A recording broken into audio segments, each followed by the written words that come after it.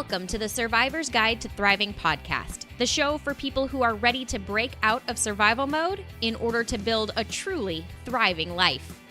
I'm Amanda Solman, and along with Mark Jewell, my co-host and the founder and CEO of Mark Jewell Speaking and Training, we break down common roadblocks that keep people stuck surviving and share ideas to help you thrive each and every day. Hey guys, we have got a real treat for you on this week's episode of the pod. Mark had the opportunity recently to sit down with Ryan Stewman to talk about all things sales. Ryan is the CEO and founder of Hardcore Closer and Break Free Academy. He is a 4 times best-selling author, motivational speaker, sales coach, podcast host, blogger, and all-around entrepreneur. He's also a regular contributor to Forbes, Entrepreneur, Addicted to Success, The Good Men Project, Lighter Side of Real Estate, Huffington Post, and more. Especially if you are in sales and marketing, this is going to be an episode that you do not want to miss. Enjoy. Alrighty, guys, welcome back to another episode of the Survivor's Guide to Thriving podcast. This is your host and founder of the Surviving to Thriving movement, Mark Jewell, and I have a guest that I have been excited to get on this show for a long time, you guys. I know that y'all are going to benefit dramatically from the wisdom that he's going to have to share with us. Several 100,000 people on the internet can't all be wrong, and so this is somebody I've followed on and off over the last few years, over the web, through Facebook, through social media, and beyond, and have been inspired by quite a bit. And so I know you guys are going to really benefit and love some of the content that we get to lay out here in the next little bit for you. So let me bring him on, Mr. Ryan Stewman, the Hardcore Closer. Ryan, thanks for being on here with me today. Hey, what's going on, Mark? I'm excited to be here, man. Thanks for having me on your show and letting me in your house. I know how important it is when you have a podcast, like it's your audience and your people, and you have to really be careful who you can trust to share their experiences and impart their wisdom into your marketplace and into your following. And I appreciate you inviting me into your house, man. I really do. I don't take it lightly at all.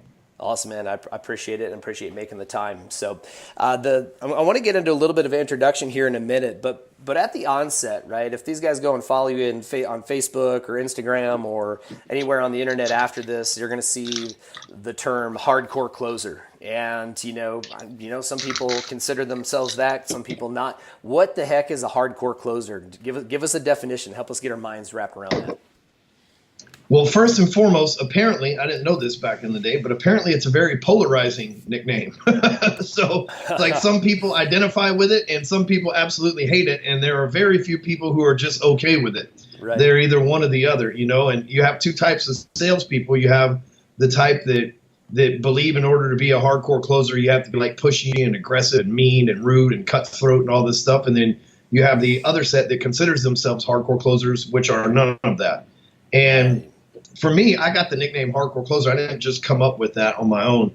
I got the nickname because I was selling social media management to entrepreneurs and business owners back in 2010. And although it doesn't seem like that long ago, and now we're like, okay, social media management, like everybody's doing that. I don't even think Gary Vee was doing that at that point. I don't think VaynerMedia even existed. If it did, it was brand new. And I mean, I was one of the first people to really look at this and say, wow, there's something more to Facebook than just connecting with friends and family. Well, in order for me to sell that, I had to convince you, Mark. So let's say that you own a mortgage or real estate business. And I'm like, Mark, listen, there are ways to get leads and make home sales and get mortgages from social media. And the answer was always like, you mean Facebook? Like where I talk to my friends and stuff? Like, dude, that's totally a fad. Like, listen, we're advertising with postcards. We're cutting edge, right? Yeah, like, right. This is what I had. And I had to convince people that something they saw no value in was actually the most valuable asset that they had. And people started going, dude, you're like a serious hardcore closer, man. And it was because I believed in the product. And I knew that if they didn't jump on this bandwagon, it's not even a bandwagon, if they didn't hitch up to this train, it was going to leave the station without them.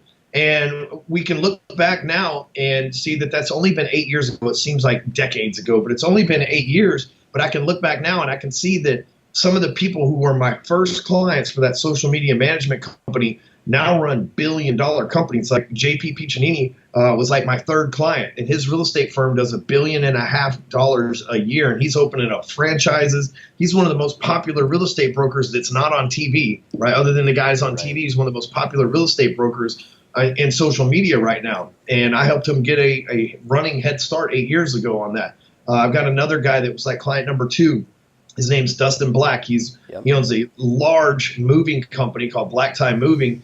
And, social media, I was actually running his social media before he owned the moving company, but we built that presence up to where when he blasted out with the moving company, everybody knew who he was. They trusted him. He'd been successful in some other ventures and things like that. And you look up today, and I don't know how many franchises he's got or what he's doing, and I don't want to divulge his stuff because JP's pretty public about it. Dustin's not, but Dustin is doing very well and crushing it, and he's got to be the most popular mover on the internet. I mean, he's got like 100,000 followers on his social media stuff.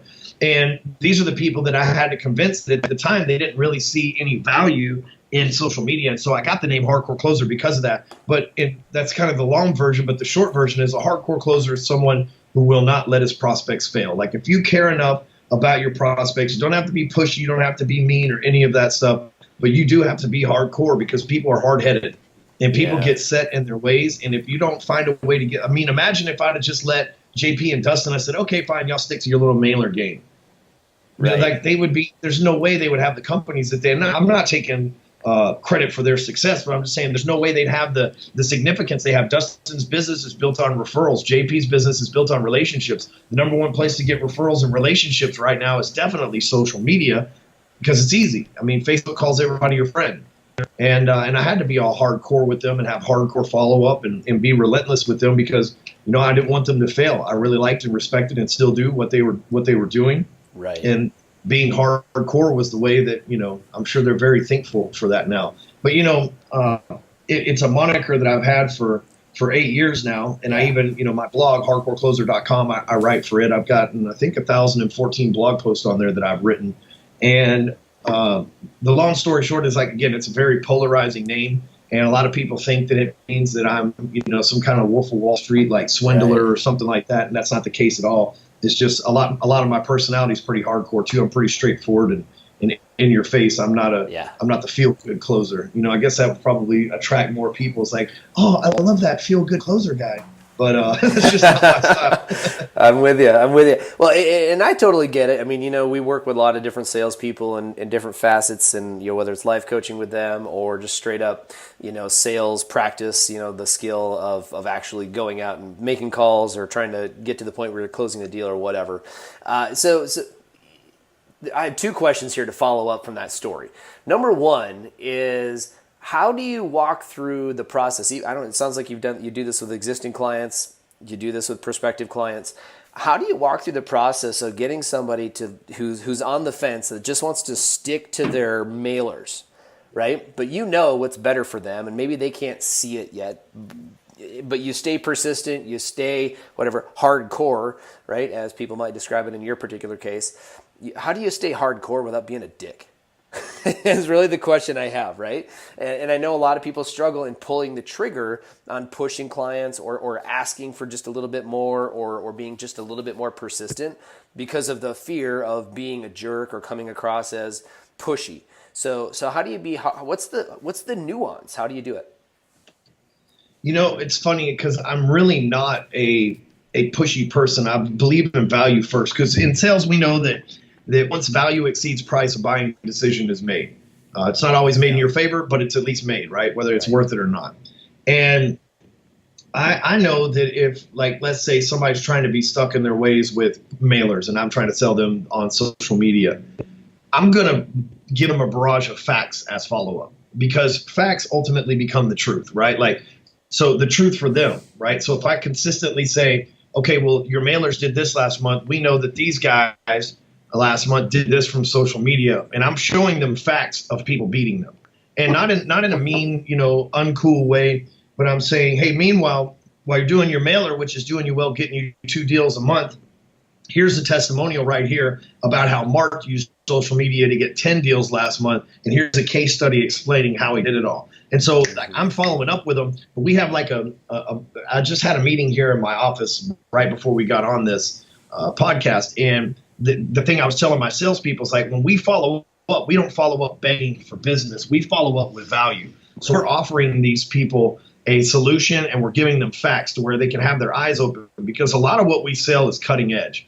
And, I sold social media back then. I'm selling sales funnels now. I'm selling advertising now, like how to do it yourself. And a lot of people are like, I don't think that I can handle that, or the technology seems too complicated, or whatever the case. And it's my job to open their eyes with facts, right? If I just said, okay, well, you're right, it is pretty complicated, and rolled on down the street looking for the next person who thought it wasn't complicated, and really I left that person behind, because I think I owe it to them to show them the facts that what they often perceive as the truth is not the actual truth. Right. And it may not happen. Like these days, we don't focus on one call close. I mean, if you think a dude like Hardcore Closer, that would be what I would be all about. But a lot of the business, and again, that's just a nickname. That's not necessarily who I am, but the business that I create is built on a relationship business. I know that the average person watches me for 6 months before they buy. And so I got 6 months to create a bond and a relationship and turn my facts into their truth. And the way that I do that is with my blog, hardcorecloser.com. I have all these blog posts on there, so it's easy for me to follow up with somebody and say, hey, here's a video on how to generate leads using the sales funnel. Hey, here's a video on how to generate leads from Facebook groups. Hey, here's a blog post on a script that you can use on those leads from Facebook. And if I'm sending something like this to them every couple of days through either Facebook Messenger or email or text message, or however that person is communicating with me, because I know this, if a person is comfortable communicating with you on email, don't try to get them on the phone. Close them on email. If a person's comfortable communicating with you on Facebook, don't try to get them over to email. Close them on Facebook. So many people make that mistake. They get a text message and they say, okay, well, let's hop on the phone. Well, obviously they didn't want to hop on the phone. They would have called you instead of texting you. And so I might be communicating with 20 different prospects at one time on 10 different social media platforms or emails or whatever, but I'm going to follow up with them. I've got them on my schedule to follow up with them and give them value and facts every day until it changes their mind. Because at some point, I'm going to give you enough value and facts to where whatever lie you're telling yourself, you're going to have to admit that it's, maybe this isn't all it's cracked up to be. Maybe these mailers aren't what I thought they are. Maybe the guy who sold me on these mailers aren't what I thought they are. We right now, I don't know the name of it, doesn't really matter, but there's like a movement where people are walking away from one political party, right? And it's because the facts have changed their mind.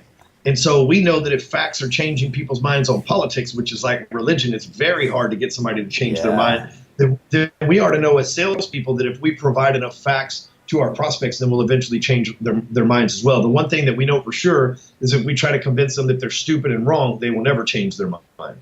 Right. Absolutely, man. I love it. So leading with value, follow up all the way along, and continue to stay in front of it. And the one thing that was interesting that I really liked that you brought up here, Ryan, was about actually staying in front of them on the platform or through the media that they prefer, as opposed to just sticking them in your system because that's what works for you.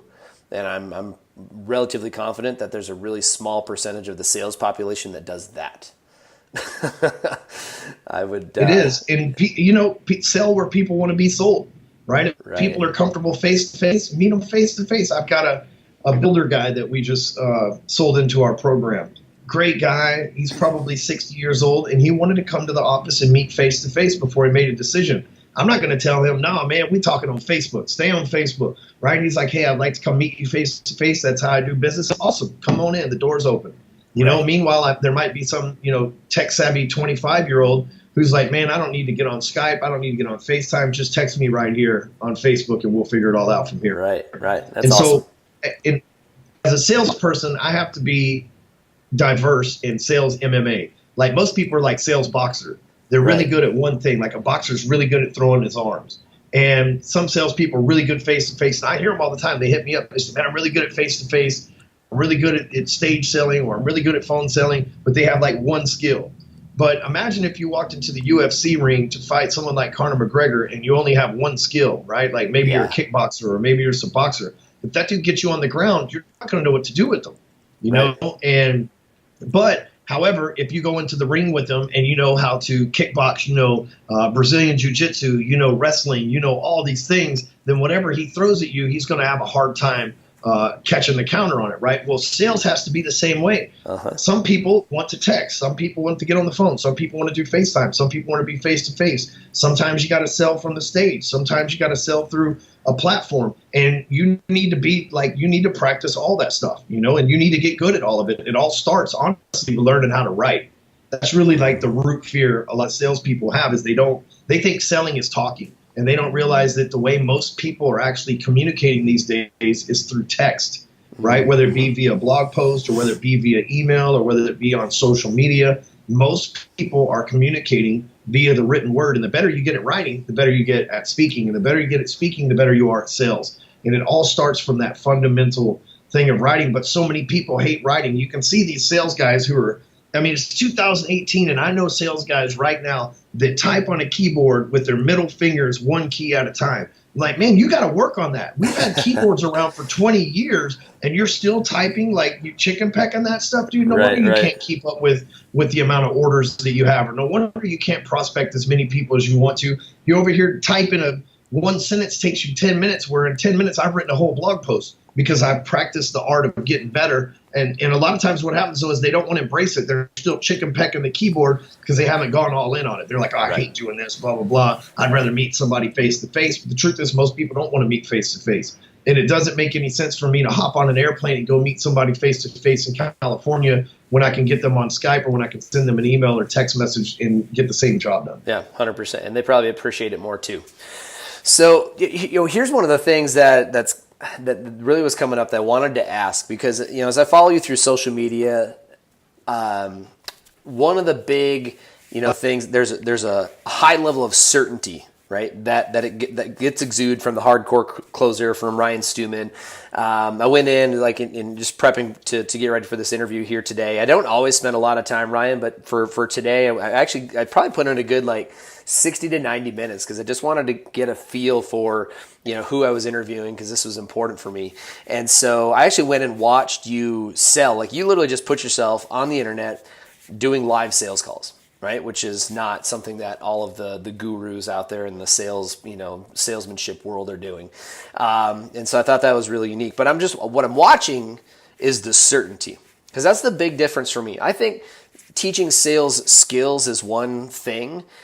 Teaching or helping people become more certain in their ability to do the skill is really the paramount. That's really the imperative in my mind, because I think you can teach a sales skill. The question is, especially in the corporate space, you can send people through sales training all day long. The question is, why don't they use it when they get back out there? So this is a two-part question. Part number one, why do you think people struggle to maintain certainty in the sales process? And then to follow that up, and if we don't get to it right away, I'll remind you. But to follow it up, was there ever a time when Ryan Stewman did not have the level of certainty he has today as a salesperson? So, first part, go ahead. I can answer both of those with certainty, actually. Right? Well, first of all, let's talk about what certainty is. Certainty comes from experience, right? If you're sure of something, that's because seeing is believing. Like, I could tell you right now that there's ghost in your house. And there could be totally ghost in your house, but if you don't see it, you're going to be like, ghost? Who believes in ghosts? Like, dude, those weirdos from Ghost Hunters on Discovery Channel. But other than that, never seen one. I don't believe it. But if all of a sudden you walk downstairs, we're done with this podcast, and you saw a ghost, you'd be like, I believe in ghosts. You know, and because you've had an experience with a ghost, right? And so then you'd be certain that ghosts exist, right? Like that you would be totally certain that ghosts exist because you've seen it firsthand. Right. And so I'm certain because I've had these experiences that lead me to be certain. One thing I don't do is I never teach and I never speak about something that I haven't done firsthand. Mm-hmm. So all the social media stuff that I was teaching way back in the day when we were talking about earlier, I was certain because I'd seen it in my own life. I signed up for Facebook in July 12th of 2008. And when I signed up for Facebook, they had just opened it to the public. Okay. And I thought, you know what? If my ex-girlfriend gets on here and tries to see me, I'm going to make it look like I'm doing just awesome. And I wasn't necessarily doing just awesome, right? But I wanted her to I wanted to be like, this is what you're missing out on, lady. You know what I mean? Yeah. And so I started talking about being top producer in the mortgage company, and I started taking pictures of myself with trophies, and I started talking about all the clients that I helped, and and all this stuff. And then, and all that was doing was trying to impress her. It's like, look at me, I'm making money. But what happened, which was a byproduct of something I didn't expect and something I wasn't really looking for, is people started hitting me up saying, hey man, we're looking for a mortgage. Could you do our mortgage? I'm like, of course. Yeah. And then more people started hitting me up, go, dude, you seem like you know the mortgage game really well. You're doing really good. And, you're closing all these deals and you're top producer in your company. Would you be willing to do our mortgage?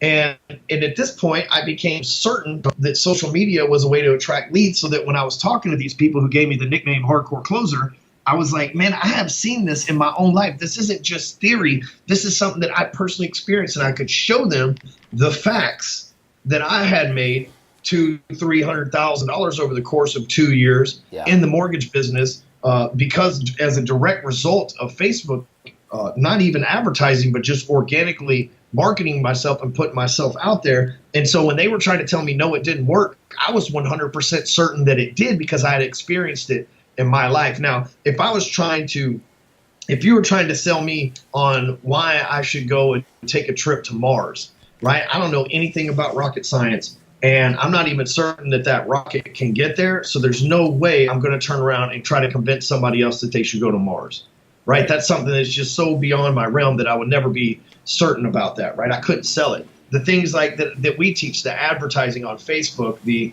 sales process we teach, how to blog, how to write books, all those things that we teach our clients, those are things that I've personally done.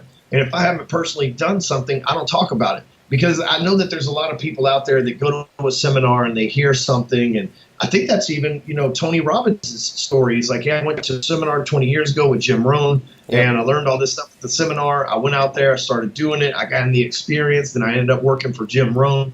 And, obviously he's the biggest guy in this. I would say he's the biggest guy in this, world of teachers and leaders and coaches and gurus, whatever you want to call it, out there. But it's something he's done from experience, know. And so that experience comes with certainty. Like, I don't teach things that I don't know. If you want to say, hey, Ryan, how do I get a best-selling book? I know. I've done it 9 times. Hey, Ryan, how do I get people to join my group on Facebook? I know how to do it. I have the largest sales group on Facebook.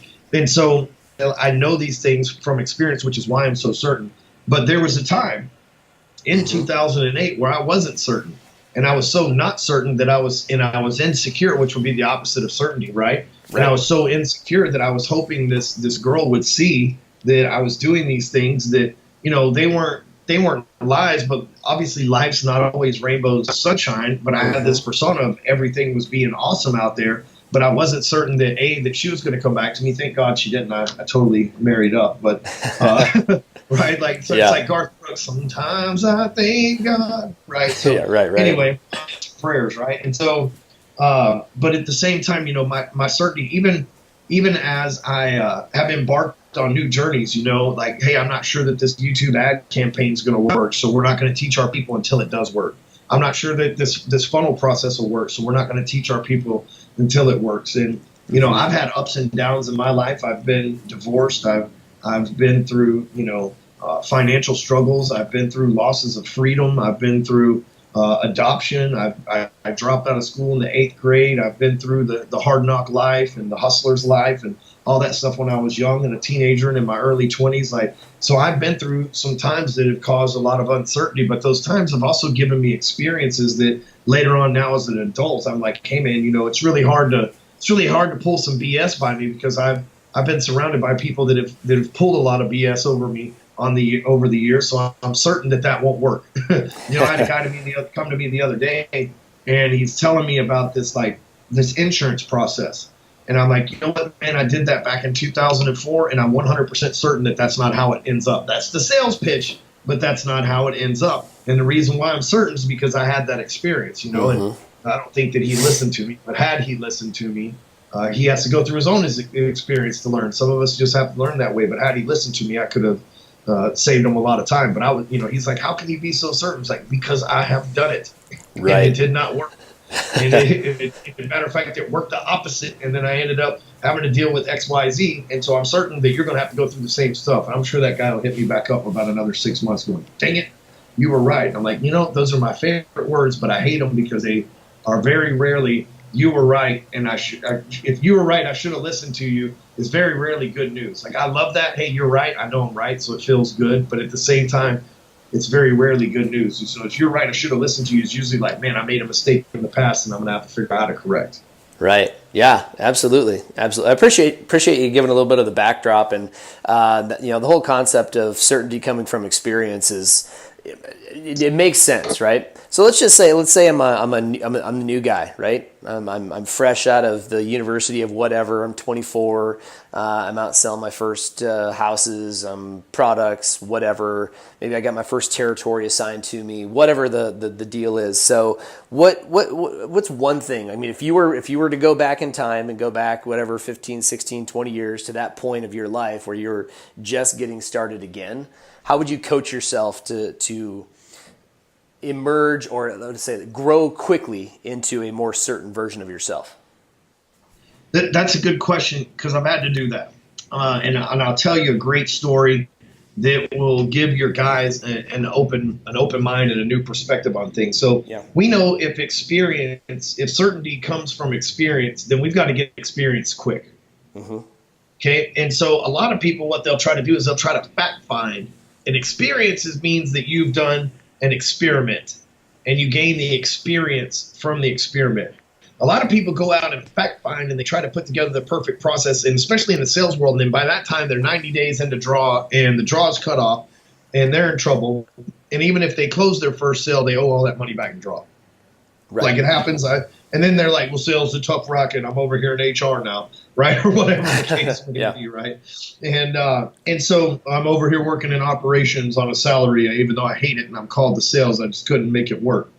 And so the fastest way to get certainty is from experience, and the fastest way to get experience is from experimenting. And so in 2003, I believe it was October of 2003, I was washing cars, believe it or not. That was my job. I washed cars, and I sold the car washes to the people that came in there. So you might pull in and say, I want a $6 car wash, and it was my job to bump you to 10. Right. And then I got paid like a quarter for every car that went from 6 to 10 or something like that. So it wasn't a whole heck of a lot of money, but at the same time, it was a job, and it was a sales job. Well, a lady came in over and over and over again, right? And then one day she says, I'd like to give you a job in finance. And I said, I was certain that I knew nothing about finance. Right. And I said, I don't have any experience in that. I don't have despite you thinking that it requires a college degree to work here at this car wash, it does not. Right. And so I'm like, you are totally barking up the wrong tree. I'm certain that I don't know anything about it. And I'm certain that you don't want to hire me to give people mortgage advice. And she says, no, I can train you on this stuff. And she goes, I mean, what do you have to lose? You can always come back to this car wash. They'll take you back. Like, you're definitely the best worker that they've ever had. So they'll take you back here. But this is a once in a lifetime opportunity for you to come work for me. And I was like, well, how much you paying? She's like, it's commission only. You ever done that? And I was like, well, this is like commission only, but I get paid a small hourly, salary, like whatever. I get paid a small amount hourly, like $7 or whatever. And she's like, so worst case scenario, you leave a $30,000 a year sales job. Best case scenario, you make that in a month. And I'm like, wait a minute, you can make 30 grand in a month? And she's like, I have several employees that are making 100 grand a month. And I'm like, dude, I took my apron off right there, threw the keys to the owner of the company, and was like, dude, I'm out. I hopped in the car and rolled out.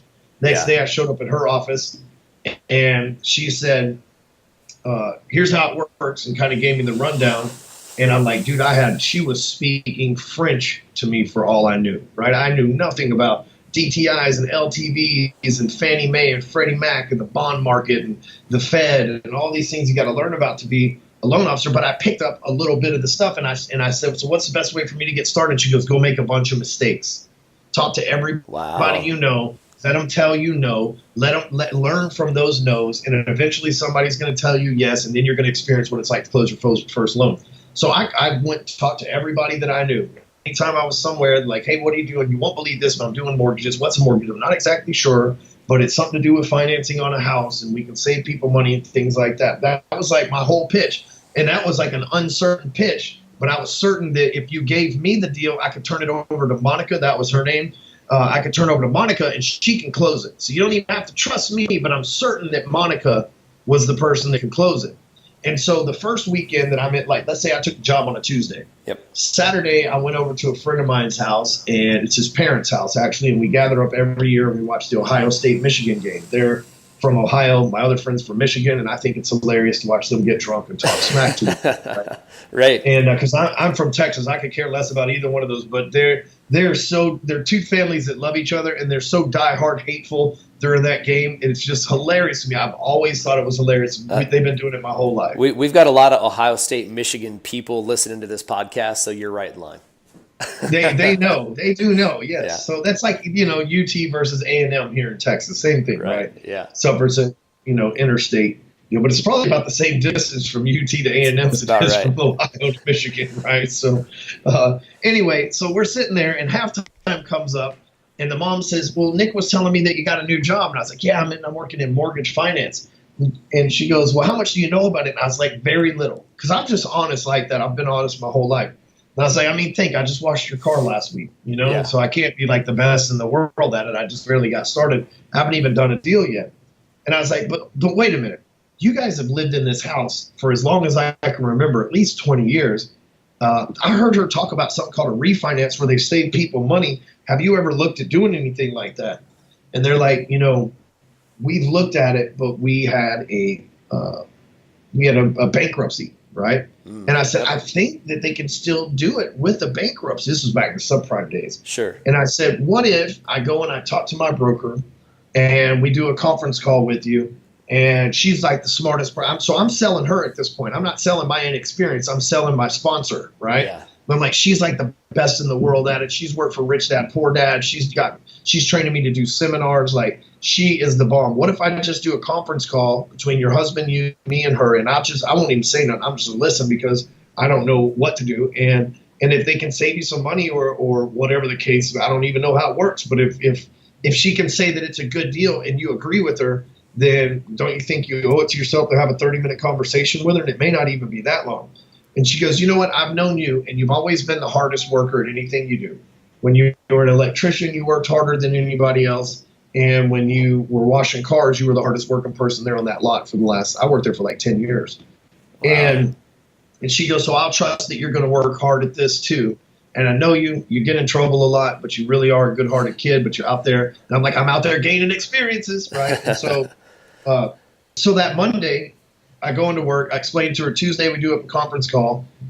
Tuesday night, I go back over to there, get them to sign the papers. Turns out they were in a very good position to save a lot of money. And we saved them like $500 a month, gave them $10,000 cash back, cut 5 years off of their mortgage. I mean, it was a dream scenario. You know what I mean? Like, I've never done another loan that was that perfect ever. And it was nice to be able to do that for someone who I consider almost family at the time, right? Yeah. And because I'd known them my entire life. And so they were like, and it was right at Christmas, and so I was their hero. And then 3 weeks later, I got a check for $6,800. Then all of a sudden, my certainty goes through the roof because I'm certain that this stuff works. Yeah, right, yeah. Like, I may not know a lot, but I know that whatever in the world just happened between those two people yielded in me getting $6,800. So I'm thinking, how many more people do I know that I can go out there and talk to? This is pre-social media, right? I don't even think MySpace was around at this point. Right. And so it's like the end of 2003. And it's right before Christmas. I think it's like November. I think I started on Halloween, so it's November at this point. Well, the landscape guy from the car wash calls me and he goes, hey, man, I was talking to him up there, and they said that you left to go and get in the mortgage business. We need a mortgage. And I get it now looking back. Like, he's the guy that just mows yards, so he would pick somebody that's kind of on his level that he could kind of manhandle in there, and he knew he could trust because I wasn't one of them yet, And he's like, I'm buying a $700,000 home. And I'm like, okay, cool. And again, clueless, you know what I mean? Like, completely clueless. I said, well, let me get you and Monica on the phone and we'll figure this thing out. We get on the phone, we look at everything, and the dude decides to make a decision. He closes, gets his dream home. 3 weeks later, this is a $700,000 home a long time ago, so no telling what it's worth now. Right. And, it's from 15 years ago at this point, 14 years ago. And so, 15 years ago. Yeah, but anyway, 15, but so, I made $21,000 off of that. Wow. And And so now all of a sudden I'm like, shoot, almost $30,000 into this thing. I mean, just a few dollars shy within 2 months of making 30 grand. And I'm certain that $30,000 a month thing that she was talking about was really happening. And the next thing you know, I'm out there just getting the experience over and over and over again. Within 6 months, I'm an expert and I'm top producer in the company. Yeah. All because I didn't need certainty in the beginning. I needed to get the experience that was going to lead to certainty. But until I was certain, I could lean on somebody who is certain. A lot of sales reps, the new sales rep, their ego gets in the way. They think, I don't want to hit the sales manager up and ask him to help me out, or, I don't want to get the broker to help me out. And me, I'm always like, dude, I know that if I don't know what I don't know and she does know what I don't know, then the two of us together on the call are going to make it happen. And we did. And we probably did that for 3 more transactions until I was certain that I knew what was going on. At this point, I'm closing, 5 deals altogether, which was enough under my belt to be able to walk into the next place with my head held high, my shoulders back, my chest out, and be like, dude, I can get this done for you. And I went on to be one of the top loan officers in the country in 2009, when the economy was just at its worst, just tanking. I closed 183 loans by myself, no team, no branch, no mortgage company, just the Stewman machine.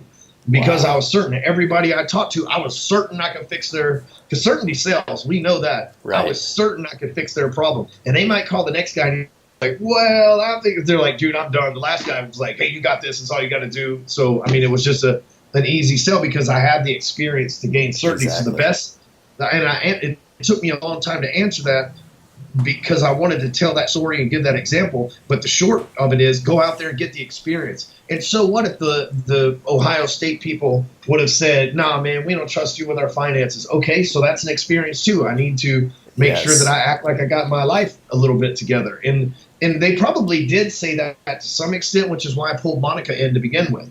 Right? If the yards guy would have been like, well, you haven't been doing this very long. It's okay because my broker has for 10, 15, 20 years. Just let her deal with it. Right. Yeah, absolutely. And I learned about my broker, so I sold her. I was like, she was one of the only diamond brokers in the state of Texas. There's only 4. She's super smart with numbers. She's got 3 different financial licenses. She's a lawyer. Like, this is the person that you want to do your stuff. And then meanwhile, we get on the phone. She'd talk about all of her experience and then sell me as he's my favorite employee. He's my favorite sales guy. He cares so much about his people. And they're like, look, I got this smart chick, and then I got this dude who cares about me, protecting me from getting ripped off by the smart chick. That's the ultimate combo. Awesome. Dude, as I listen to the story, I'm getting jacked up. I'm like, I don't do all of the selling for my company anymore, but I'm like, I'm going to go take some reps right now. Just to feel it. I love the feeling of the hunt. That's been always my favorite part of the sales process. But I just want to break this down real quick for everybody listening in, right? Because at the end of the day, the whole idea behind certainty, right, is it's what you feel when you start to get into momentum, what we at MJST define as thriving. And it really just comes from, even when you don't possess all of the internal knowledge, there's still a way for you to be able to take reps, right? Just to get in reps. And in part of, like, when you're taking reps at this level and doing the things, like, what happens is you start to let go of the attachment that particular conversation is supposed to go your way, right? If your way is in fact, getting the sale, getting the deal, getting the lead, whatever, right? What it means is, like, you just learned, and that was good enough no matter what. So that's one of the big things I want people to get. And then find a system within your company to plug into. Who are the experts? Who can you position? What can you sell? What can you quickly develop a little bit of confidence in so that you can go and rep it? Or what has your life experience brought you to? That you can. So that's good stuff, dude. That's what you just shared right there is pure gold, Ryan. Appreciate it. Comes from experience. Right on. For me, the sales game shifted. I had a rough experience around 2004 selling cars off a car lot. Just poor sales management, poor attitude, poor mindset on my side. I wanted to get away. I was like that guy you described who said, "Oh, sales is a tough rigor, so I'm going to head over to HR." Right? That was me. And I ended up over half a decade later, I started coming back into it. And one of the things that my sales manager at the time had me do was a go for no. like a go for no contest. And so within the team, whoever could get rejected the most in one day was the winner. And I'm like, well, this is going to suck because I'm going to go out and get rejected a bunch. But we did it, and guess what? Nobody died. Right? And they all gained experience. Yeah, nothing bad happened. You got a ton of experience. And interestingly enough, like my pipeline started to fill up. And so what I recognize is like the more reps I take, the more opportunity I have. And when my pipeline gets full, like I don't have to worry. I don't need every deal to close. I'm no longer desperate, right? And when you're not selling through desperation, I mean, it's fantastic. So that makes the whole game a hell of a lot more fun. So good stuff, man. Hey, I know we're running up against our time, so I wanted to create some time for you to talk about like what do we do to stay connected with Ryan? What's big on your priority list right now? What are you talking about? I'll let you take the platform. Well, so I believe that everybody is good at sales to some degree, and I know that goes against what most sales trainers talk about. But the truth is, I'm not really a sales trainer. I'm a salesman. But our programs teach lead gen, and really more than lead gen, let's just take a step back. We teach data collection. I was just in Omaha for the Berkshire Hathaway meeting. That's my town. And yeah, I noticed that. And took a private jet out there with because that's the only way to travel to a Berkshire meeting with a few other shareholders. We all pitched in and got a jet. And it was nice. You know, it's the first time I've ever flown like that. Thank God I have other wealthy clients that can throw in on things like that. Right. And I spent the day with Charlie Munger and Warren Buffett and Bill Gates. Now, I don't mean like we was hanging out like, you know, we were playing dominoes after, you know, the event. I'm just saying I was in the room with those guys as they were talking. 2 weeks prior to that, I was at an event with Jeff Bezos and actually got to like take a picture and meet Jeff Bezos as part of the tickets that I bought. And I deal a lot with Facebook. I run a lot of ads and I own a lot of their stock. I own 6 figures worth of their stock and been buying it for a long time.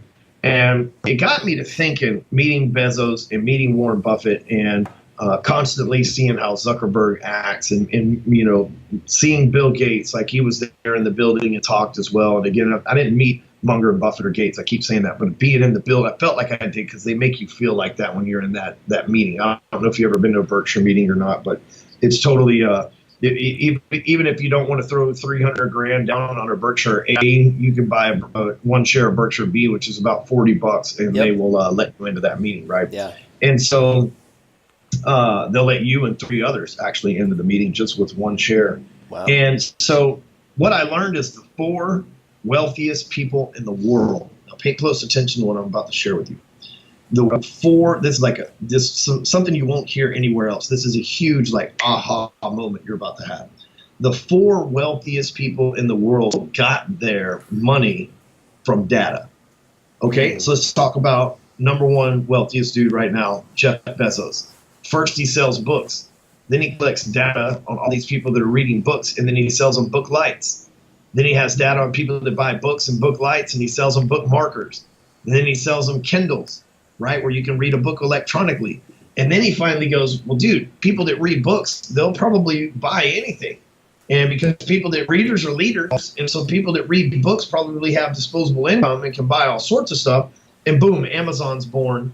And he sells everything on the planet, and he relies on the data that he's collected in order to send you those emails promoting, which today's Prime Day, right? To send you those, I think, or tomorrow, today or tomorrow is. And, you know, they send you the emails, they send you the suggestions. Like if you buy a Dallas Cowboy jersey, it gives you a noose and a chair to kick out from under yourself too, you know, and so, you know, like they know what you're buying and what to upsell you and what to pair with that because they have the data. Bill Gates, second wealthiest man in the world. When's the last time you walked into a Microsoft store in the mall and you're like, dude, this place is packed like the Apple store? It's not, but they're monetizing all the data that they've collected over the last 3 decades from Microsoft, and they're selling stuff on the back end to corporations, right? They're selling data to corporations on the back end. Third richest dude in the world is obviously Warren Buffett. And Warren Buffett, he has, okay, so first he buys the trains and he says, okay, what do trains transport? It's like, okay, they transport furniture and coal. And so he buys into the furniture and coal because now all of a sudden if he has the train data, he knows where the coal and where the furniture is going. Then he says, okay, I'm going to buy a car dealership. And he buys this about 4 years ago. He bought Van Tile, which is the largest car franchise on the planet. And he says, you know what? People that buy trucks typically buy houses. People that buy cars typically buy houses. And he says, so he went out and he bought, I believe, Sotheby's first, and then he turned it into Berkshire Hathaway Home Services, which is the second largest real estate brokerage in the country right now. And he says, okay, so people that buy homes also buy furniture. People that buy homes also buy vehicles. That furniture is transported through the train. So he's got this data that he's working to cross-sell everything that's in his little network there, right? Right. The fourth wealthiest person is Mark Zuckerberg. His whole site is about mining data. Yep. You know, he was just in front of Congress not too long ago because he mined too much. Right. You know, and so that has me realizing, and I'm always a few steps ahead of the game because I'm paying attention on a different level than most people. But that has me realizing that if the wealthiest four dudes that have a combined net worth of almost $500 billion, if those guys, that's not counting the value of their companies, that's their personal net worth. Right. That's $500 billion that they have because they're mining data properly.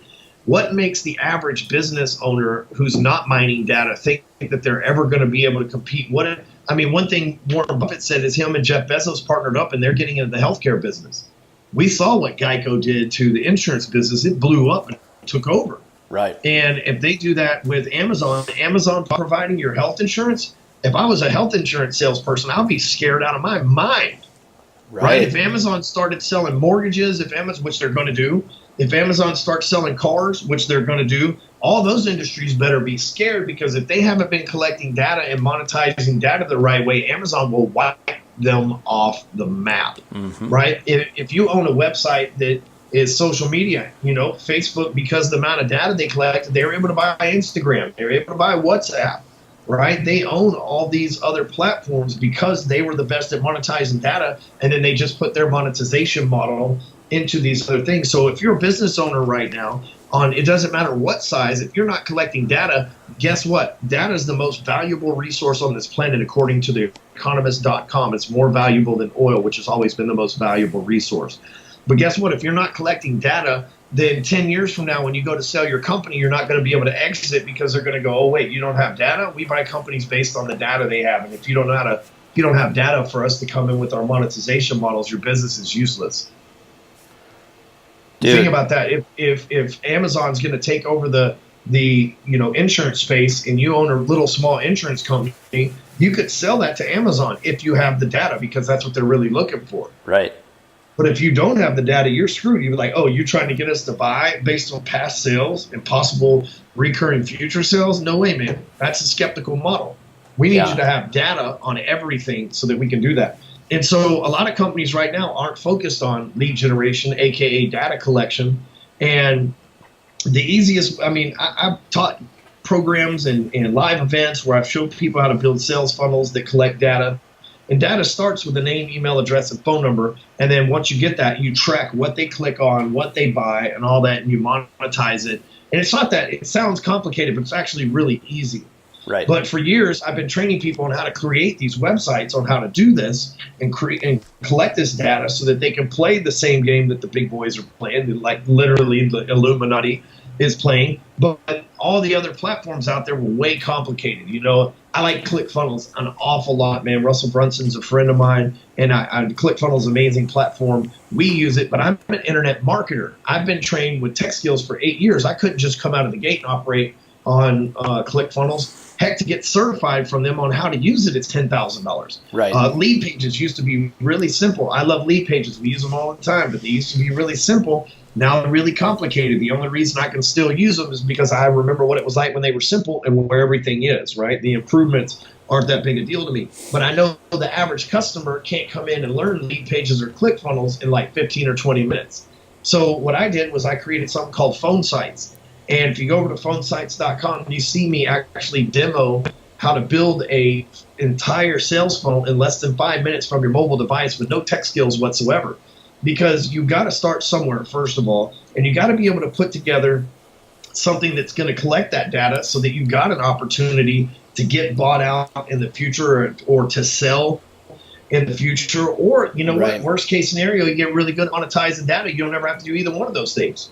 Yeah. And phone sites is something that you can build from your phone, doesn't require any tech skills. You can do it. Your 10-year-old son can do it. Like, it is super easy, and you can have it up and running in five minutes, even if you've never created a sales funnel before. Because here's what I know: the faster you can do something, the faster you can gain that experience, which leads to certainty. You know, and with that, I also wanted to create a platform that modeled the most successful sales funnels out there. A lot of times we see. And again, I own two Combo Club plaques from ClickFunnels, so like I'm not knocking them. They're great. We use them, but at the same time, they're selling to the internet marketing community, and the internet marketing community is like, we need more flashy objects, we need a lot more pictures, we need a lot more bouginess, we need to look like we're internet marketers, and that's that game they're playing.